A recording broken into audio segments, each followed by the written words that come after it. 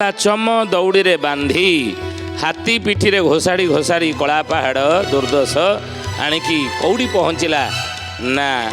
हुगुली नदी कूल बेंगल कलिकतार हुगुली नदी गंगा नदी कूल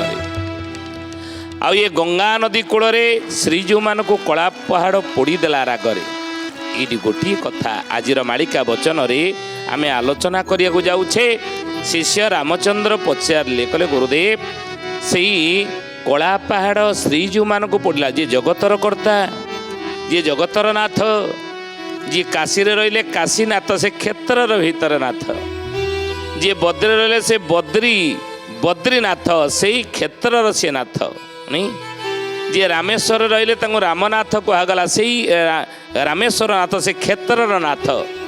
जे द्वारिकार रहिले जो प्रभु से द्वारिका नाथ बोलाइले द्वारिका नाथ आम कहले से क्षेत्र नाथ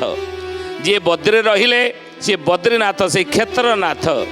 किंतु जी नीलाचल रहिले श्रीक्षेत्र रहिले पुरी रहिले से बद्री द्वारिका काशी एवं द्वारिका रामेश्वर भली नाथ नुहंती वसुधैव कुटुंबक न्याय रे